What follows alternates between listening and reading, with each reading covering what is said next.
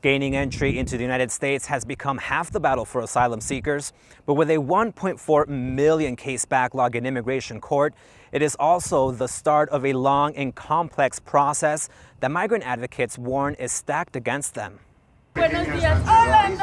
Elena Ramirez had been waiting a long time for this moment.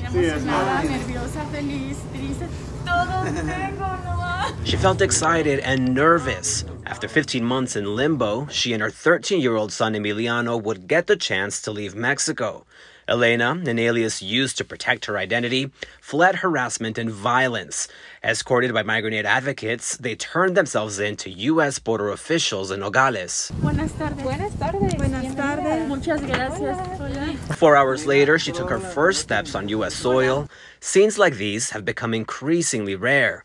Under Donald Trump, the U.S. government did not just build physical barriers, it also created procedural hurdles. Our nation's top healthcare officials are extremely concerned about the grave public health consequences of mass, uncontrolled cross-border movement. 20 months later, some restrictions remain in place. The U.S. under Biden lifted bans for vaccinated travelers, but continues turning away most migrants under a public health rule known as Title 42. We're really in a place that looks very similar to where we were under the Trump administration. Joanna Williams leads the Kino Border Initiative. They helped Elena during the 15 months she remained stuck in Nogales. She now faces an uphill battle. There are more than 600,000 pending asylum cases in the U.S., a record number. Most of them will be denied. I explain that this is a system that will try to take your power and autonomy away from you. Because of the way the laws are designed. The Arizona Republic has been following two women over the past 2 years. Elena arrived in Nogales in March 2020. By then, the U.S. had shut down asylum processing. She was unable to return home out of fear and had nowhere else to go. She scrambled to find a place to live until she met Antonia Castillo, a nurse from Honduras the U.S. sent back to Mexico in January 2020. Antonia left Honduras to protect her 15-year-old daughter Samantha from the threat of gangs. U.S. border officials sent them to Nogales under the Migrant Protection Protocols, also known as Remain in Mexico.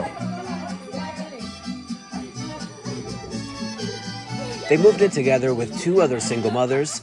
As 2020 passed and the pandemic kept asylum processing frozen, Antonia and Elena found comfort in each other. But uncertainty about their future remained at least until November, when Biden was elected, promising to roll back some of Trump's border policies. This is about how America is safer, stronger, more prosperous when we have a fair, orderly, and humane legal immigration system. Early in his administration, Biden moved to restore asylum processing. He rescinded the Migrant Protection Protocols, and in February, the U.S. began processing some asylum seekers. Antonia was the first to get the call. In March, she and Samantha took a bus from Nogales to Tijuana for her appointment. On her last night in Mexico, Antonia nervously reflected on the last 14 months they spent in Nogales and the risks they faced on their journey. Sí, al salir donde viví, al salir nadie nos hablaba. Nadie, ni buenos días, nada. The following morning, mother and daughter took a taxi to a reception area in Tijuana to be tested for COVID-19. In just 5 hours, U.S. officials processed and released them in San Diego.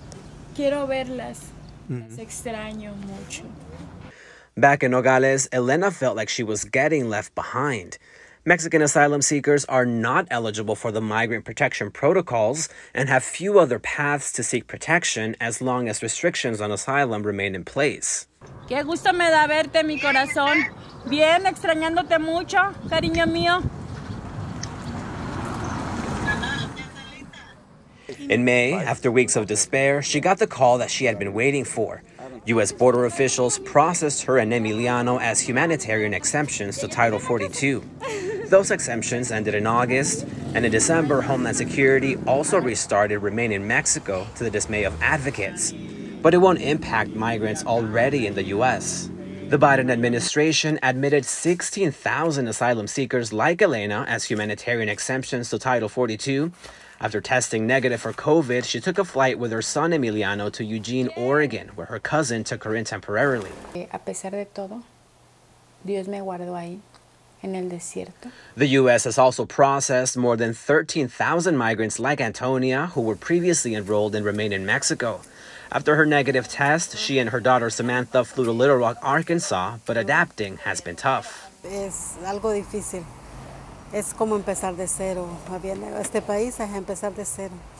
Pero sí, es un reto. Vamos a salir adelante con dificultades y todo. Unlike the criminal court system, migrants and immigration courts don't have guaranteed access to an attorney. Sakau said accessing one early on is key to understanding how to navigate the asylum process, but there's not enough of them. Most of the people I meet here, once they're in the U.S., they will have to defend their own cases, and these are incredibly complex. Location can also play a major factor. Denial rates among U.S. immigration judges vary widely. For example, the most recent data available in asylum decisions shows that judges in the Portland office, where Elena will attend her hearings, denied 64% of cases in the past 5 years. By contrast, judges in Memphis, which has jurisdiction over Arkansas, deny them 85% of the time. But even before the first court hearing, asylum seekers have to figure out how to survive in the U.S. Under Trump-era changes, they must wait up to a year to apply for a work permit. How are they supposed to provide for their kids during that time? How are they supposed to pay rent? How are they supposed to do those things that, we live in a society that requires money? Elena said she won't work until she gets her permit, but that's a luxury many other families don't have. For Antonia, it's a frustrating thought. She spent 13 years working as a nurse in Honduras, a job she loved, but she prioritized her daughter's safety. Y eso es lo que más me ha pesado, que me vine cuando más me necesitaban. Pero Dios sabe lo que hace y por qué lo hizo. Entonces no puedo renegar tanto. Sí me gustaría servir acá a algunas personas que ocuparan de mí. Con gusto yo haría mi trabajo, pero usted sabe que no voy a poder así de la noche a la mañana. Antonia and Elena continue to rely on each other for advice and support. They hope to reunite on this side of the border.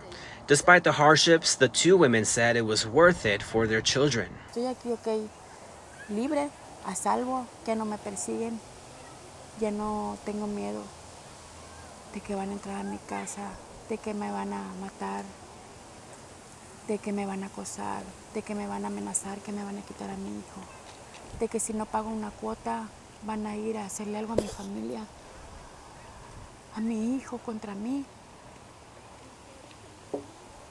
Ya no tengo miedo, soy libre, al fin soy libre. Their next immigration court hearings are still months away. For now, the focus shifts to adapting to life in the United States, still not knowing if they will be allowed to stay.